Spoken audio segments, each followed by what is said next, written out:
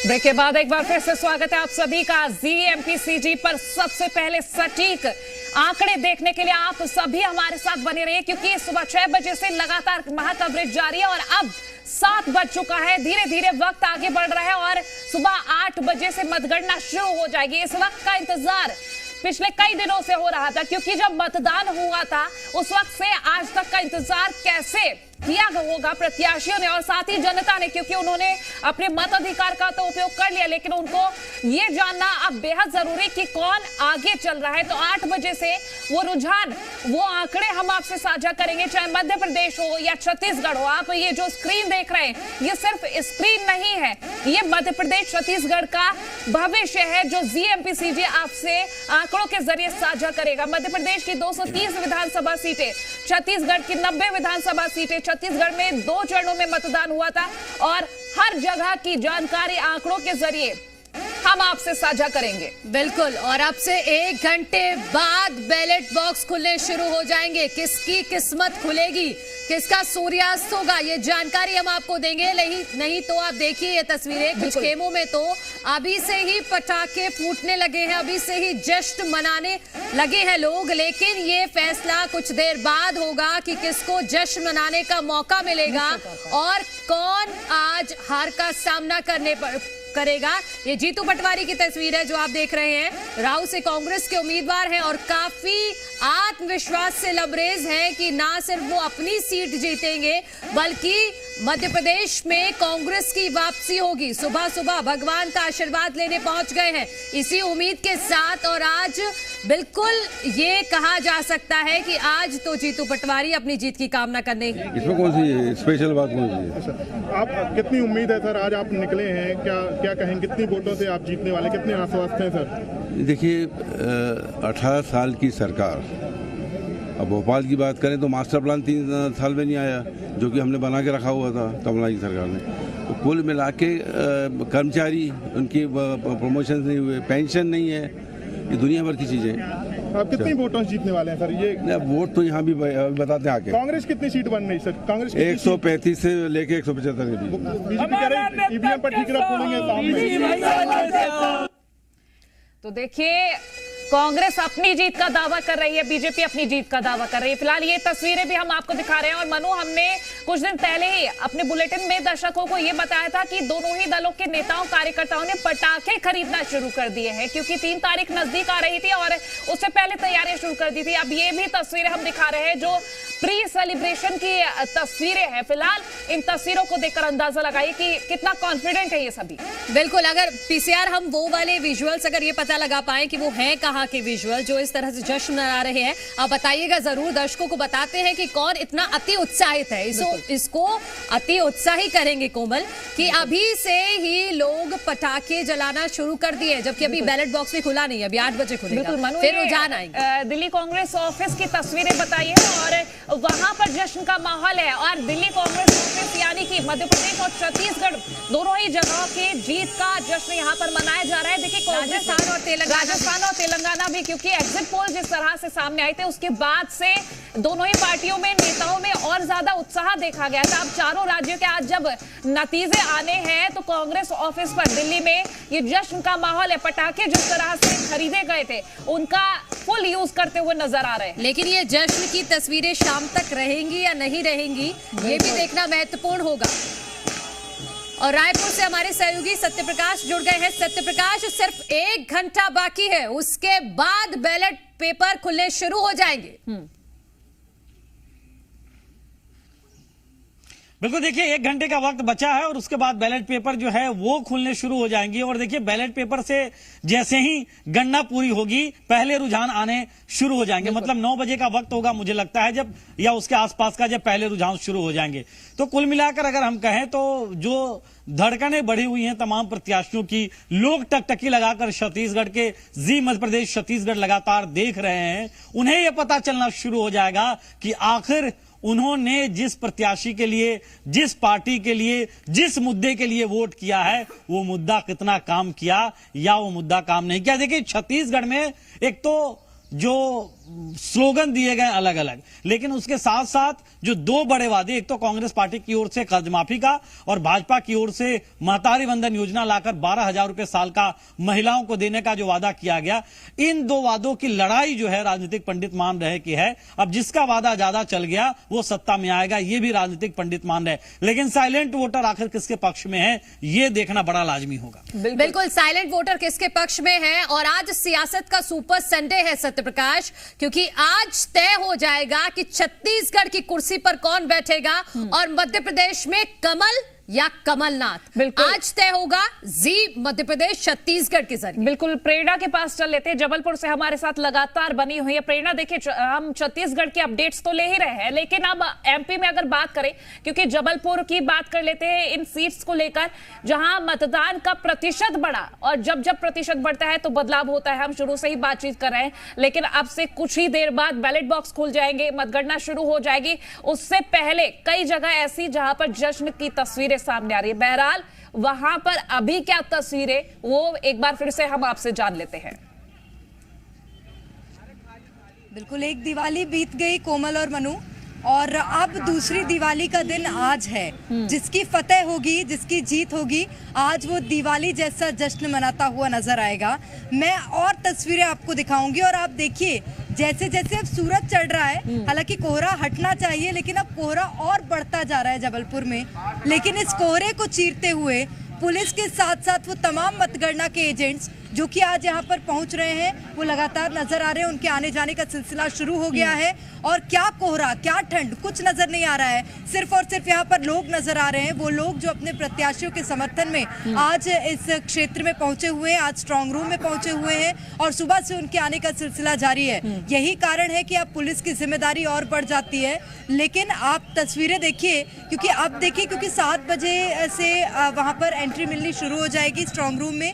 यही कारण है कि जो लोग हैं वो भी अब यहाँ पर घटने लगे हैं। लेकिन महत्वपूर्ण ये 8 बजे से जब काउंटिंग शुरू होगी तो वो सभी लोग जो मतगणना एजेंट्स हैं वो वहां पर तैनात रहेंगे। अभी हमने कुछ और लोगों से भी बातचीत की थी, निर्दलीय प्रत्याशी जो है उनके अलग एजेंट्स हैं, भारतीय जनता पार्टी, कांग्रेस पार्टी, तमाम पार्टी जो भी चुनावी मैदान में नजर आई हैं, उन सभी के आज मतगणना एजेंट सुबह से यहाँ पर लगे हुए हैं। रात भर से भी पहरेदारी की है और अलग अलग शिफ्ट में यहाँ पर काम किया जा रहा है। टकटकी लगाए बैठे हैं कि कब काउंटिंग शुरू होगी और कब उनके प्रत्याशी के जो रुझान है वो आने शुरू हो जाएंगे। जिसके बाद देखिए अलग अलग तथ्य भी तैयार करके रखे हैं। आरोप यहाँ पर खुलकर लगेंगे और आरोप प्रत्यारोप का दौर भी देखने को मिलेगा जैसे जैसे रुझान और क्लियर होते जाएंगे। कोमल और मनु, बिल्कुल आरोप लगेंगे। हालांकि ईवीएम अभी केंद्र में आई नहीं है आरोपों की, ईवीएम पर तो अभी ठीकरा फोड़ा जाना बाकी है, वो बाद की बात है।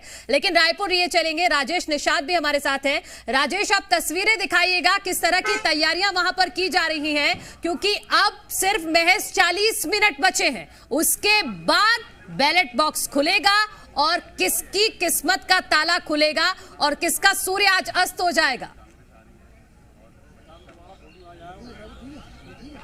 देखिए, आज छत्तीसगढ़ की सियासत के लिहाज से आज का दिन सुपर संडे है, क्योंकि आज कहीं ना कहीं यहाँ का फैसला भी आ जाएगा कि छत्तीसगढ़ में कांग्रेस रिपीट है या भाजपा को जनता ने मौका दिया है। लेकिन फिलहाल मैं आपको तस्वीर दिखा रहा हूँ, ये देख सकते हैं तमाम जो एजेंट बनाए गए हैं उनका यहाँ पहुँचने का सिलसिला शुरू हो चुका है। अब से कुछ देर पहले ग्रामीण विधानसभा के प्रत्याशी हैं पंकज शर्मा, वो पहुँचे हुए थे। इसके अलावा धरसींवा के जो प्रत्याशी हैं अनुज शर्मा, वो भी पहुँचे हुए थे। मोतीलाल साहू हैं ग्रामीण से, बीजेपी के उम्मीदवार हैं, वो भी यहाँ पहुँचे हुए थे। और लगातार उनके आने का जितने भी, चूंकि रायपुर में 7 विधानसभा सीटें हैं और दोनों दलों के अलावा अन्य जो दल हैं उनके भी प्रत्याशियों का पहुंचने का सिलसिला शुरू है। और देखिए अलग अलग जो सेक्टर बनाए गए हैं कि धरसींवा के लिए एंट्री यहां से होगी, रायपुर उत्तर के लिए यहां से एंट्री होगी, पश्चिम के लिए यहां से एंट्री होगी। मतलब पूरी तरह से जो तैयारियां हैं वो जोर शोरों के साथ है और नेताओं के आने का सिलसिला भी इस वक्त जारी है। हालांकि कुछ देर बाद, करीब 40 मिनट बाद डाक मतपत्र खुल जाएंगे, उनकी गिनती शुरू हो जाएगी। उसके बाद कहीं ना कहीं रुझान आने भी शुरू हो जाएंगे, क्योंकि 8, 8:30 बजे से ईवीएम मशीन जो है वो खुल जाएंगे और जो काउंटिंग का जो दौर है वो शुरू हो जाएगा और करीब 9 बजे जो है रुझान आने शुरू हो जाएंगे और पता ये भी चल जाएगा कि आखिरकार छत्तीसगढ़ में जनता ने किस पर भरोसा जताया है, क्योंकि दावे बहुत से किए गए थे। जैसे हमारे सहयोगी सत्य प्रकाश अभी उस चीज का जिक्र कर रहे थे कि कांग्रेस और भाजपा दोनों की ओर से अलग अलग घोषणा पत्र में जिक्र किए गए थे। बीजेपी ने महतारी वंदन का जिक्र किया था, तो वहीं कांग्रेस ने इसका मास्टर स्ट्रोक खेलते हुए कहीं ना कहीं लक्ष्मी गृह जो योजना है उसकी शुरुआत की थी, जिसके तहत 15,000 रुपए महिलाओं को देने का वादा किया गया है। वहीं कर्ज माफी का जो मुद्दा है वो एक बड़ा सेक्टर है, क्योंकि कर्ज माफी की जो बात है, क्योंकि छत्तीसगढ़ के मैदानी हिस्सों की यदि हम बात करें तो इस इलाके पे कहीं ना कहीं किसान जो है वो खासा प्रभावित डाल सकते हैं। तो ऐसे में अब कुछ ही देर बचे हुए हैं कि आखिरकार जनता किन मुद्दों को लेकर के वोट डालिए, उसका फैसला अब कुछ देर बाद आ जाएगा। फिलहाल यहाँ माहौल जो है अब बनना शुरू हो चुका है, क्योंकि बड़ी तादाद पे कार्यकर्ताओं का जो जमावड़ा है वो लगना शुरू हो चुका है और फिलहाल यहाँ उन्हीं व्यक्तियों की एंट्री हो रही है जिनके पास कार्ड बनाए गए हैं। मोबाइल पूरी तरह से बैन है, इलेक्ट्रॉनिक जो भी चीजें हैं उसको पूरी तरह से बैन किया गया है, लेकिन यहाँ अब पूरी तरह से माहौल बनना शुरू हो चुका है। सूरज की जैसी किरणें धीरे धीरे बढ़ती जा रही है, वैसे वैसे लोगों का जो हुजूम है वो भी यहाँ पे बढ़ना शुरू हो चुका है। और हर कोई जानना चाह रहा होगा कि परिणाम क्या रहने वाले हैं, लेकिन परिणाम यदि दर्शकों को जानने हैं, जनता को जानने हैं, तो ZMPCG लगाकर रखें, चैनल बिल्कुल भी ना बदले, क्योंकि ये आंकड़े सटीक तौर पर सिर्फ और सिर्फ हम ही दिखाने वाले हैं और ये तस्वीरें हम और दिखा रहे हैं। क्योंकि देखिए, बीजेपी हो, कांग्रेस हो, हर कोई धर्म की ओर आगे बढ़ रहा है, भगवान का आसरा ढूंढ रहा है और भगवान के आगे नतमस्तक होकर अपनी ही जीत का यहां पर अर्जी लगाते हुए नजर आ रहे हैं। तो फिलहाल ये तस्वीरें हम आपको दिखा रहे हैं। बिल्कुल, ये तस्वीरें लगातार आ रही हैं, चाहे कांग्रेस के खेमे से चाहे बीजेपी के खेमे से। लगातार जो दिग्गज हैं वो पहुंच रहे हैं मंदिरों में और पूजा अर्चना कर रहे हैं और आज तो सिर्फ एक ही काम, और ये भगवान बेड़ा पार लगा दीजिए। बिल्कुल, नारायण चंदेल हैं जो मंदिर में पहुंचे हुए हैं, दर्शन कर रहे हैं, बजरंगबली जी के आगे पूजा अर्चना कर रहे हैं, कह रहे हैं कि जीत हो तो सिर्फ मेरी और पूरी पार्टी की जीत की कामना करते नजर आ रहे हैं। मनु, और ये पहली तस्वीर नहीं, हम कुछ देर पहले से ही तस्वीरें साझा कर रहे हैं और कहीं कहीं तो प्रत्याशी खाटू श्याम भी हो आए हैं और अपनी जीत के लिए अर्जी लगाकर आ गए। फिलहाल हमारे साथ रायपुर से राजनीतिक विश्लेषक डॉक्टर अजय चंद्राकर जी भी जुड़ गए हैं। डॉक्टर अजय, क्या लगता है कांग्रेस ने जो 68 सीटें जीती वो बरकरार रहेगा इस बार या फिर कुछ और बदलाव? क्योंकि जो घोषणा पत्र जारी किए गए दोनों ही पार्टियों की ओर से, उससे यह लगा कि जनता को पूरी तरह से लुभाने की कोशिश में है। देखिए, 2018 में कांग्रेस पार्टी जो 68 सीटों पर सफलता हासिल की थी उसे दोहराना बहुत ही कठिन काम है। वह एक अपवाद था, लेकिन यह भी सही है कि छत्तीसगढ़ को इस समय बहुत ही सशक्त विपक्ष भी मिल रही है जी। तो इस दृष्टिकोण से कांटे का तो मुकाबला है। अगर बीजेपी अपने सीटों में वृद्धि करती हुई जो नजर आ रही है तो एक सशक्त रणनीति के तहत वो जिस तरह से 2023 के विधानसभा चुनाव में संगठन लेवल से लेकर के अपने प्रत्याशियों के चयन से लेकर के केंद्रीय नेतृत्व के लीडरशिप में जिस तरह से परफॉर्म की है, तो 68 सीटों तक कांग्रेस के लिए पहुंचना मुझे लगता है वो अपवाद है, वो इतिहास की कहानी हो गई। ठीक है, चलिए आप बने रहिए हमारे साथ। सत्या, मैं आपके पास आना चाहूंगी। देखिए, 68 सीटें एक बार फिर से दोहराना है, इतिहास वाली बात बता दी गई है, लेकिन जिस तरह से मतदान हुए ये देखकर भी हम अंदाजा लगा सकते हैं, क्योंकि नेक टू नेक फाइट रही है। बीजेपी ने जहां घोषणा पत्र जारी किया, उसके बाद जब कांग्रेस ने घोषणा पत्र जारी किया तो जनता भी थोड़ी सी कंफ्यूज जरूर हो गई थी, लेकिन किसानों को लेकर कांग्रेस ज्यादा कॉन्फिडेंट नजर आई थी।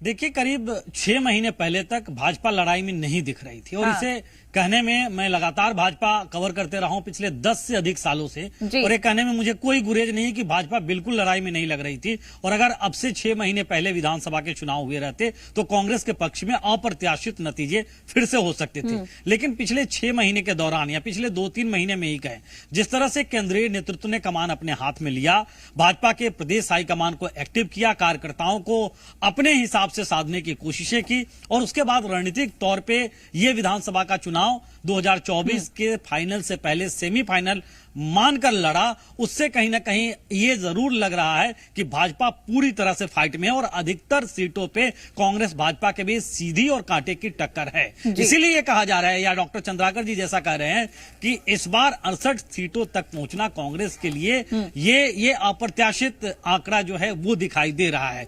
लेकिन हाँ, ये जरूर है कि अभी भी जो एग्जिट पोल है उसमें कई कांग्रेस को, या ज्यादातर हम कहें तो कांग्रेस को बढ़त दिखा रहे हैं, और अगर ऐसा रहा तो कांग्रेस सरकार बना लेगी। लेकिन अगर भाजपा ने कोई उलटफेर किया या भाजपा के घोषणा पत्र के मोदी के गारंटी के वादे चले तो क्या भाजपा उलटफेर करने में कामयाब रहेगी, सरकार बनाने में कामयाब रहेगी, यह भी देखना लाजमी होगा। बिल्कुल, ये देखना लाजमी होगा। प्रमोद हमारे सहयोगी लगातार जुड़े हुए हैं। प्रमोद, कमल या कमलनाथ, मध्य प्रदेश में अब से कुछ देर बाद ये तस्वीर साफ हो जाएगी।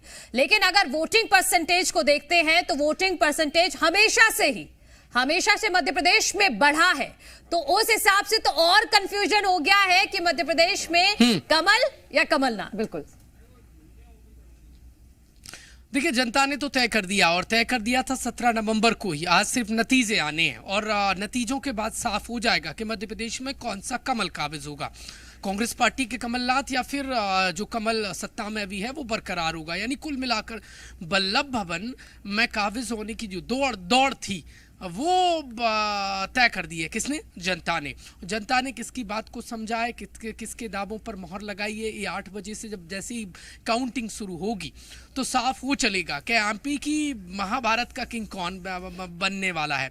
और ये मध्य प्रदेश का देखिए हमेशा से ट्रेंड रहा है कि 12-1 बजे तक साफ हो जाता है कि कौन इस रेस को जीतने वाला है। पिछले कई चुनाव यदि हम नतीजे उठाकर देख लें तो काउंटिंग जो दिन रहता है और उस दिन ये साफ हो चलता है। देखिए, एमपी के कई दिग्गज नेता हैं जिनके राजनीतिक भविष्य का आज फैसला हो जाएगा। बीजेपी हो या फिर कांग्रेस पार्टी के जो दिग्गज नेता हैं वो चुनावी मैदान में कांग्रेस पार्टी की तरफ से कमलनाथ या फिर अजय सिंह राहुल और कई और दिग्गज नेता हैं वो चुनावी मैदान में हैं। और ये माना जा रहा है कि उनका ये लास्ट इलेक्शन हो सकता है असेंबली का, लिहाजा। और इसके अलावा बीजेपी के कई कद्दावर नेता है, चाहे वो केंद्रीय मंत्री हो या फिर सांसद हो या एमपी की जो राजनीति करते हैं, यदि वो इस बार चुनावी नतीजे उनके देखिए पक्ष में नहीं आए तो उनकी जो सियासी भविष्य है वो समाप्ति की ओर चला जाएगा। लिहाजा अब देखिए बहुत जोर शोर से प्रचार किया, जनता ने मोहर लगा दी, लेकिन आज नतीजों की बारी है और 8 बजे से मतपत्र की पेटियां खुलेंगी और उसके बाद ईवीएम की राउंड बार गणना होगी।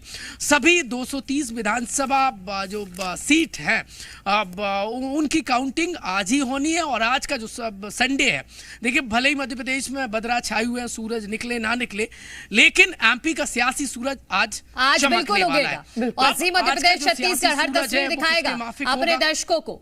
ठीक है प्रमोद, लौटूंगी मैं आपके पास। आज नजर बालाघाट पर भी रहेगी क्योंकि गौरी शंकर बिसेन वहां से अपना आखिरी चुनाव बताते हुए जनता के बीच में गए थे। बालाघाट को लेकर कई आरोप प्रत्यारोप भी लगे हैं, तो हर सीट की बात करेंगे, हर संभाग की बात करेंगे, चाहे वो छत्तीसगढ़ की बात हो चाहे मध्य प्रदेश की। और लगातार नॉन स्टॉप कवरेज हमारी जारी रहेगी।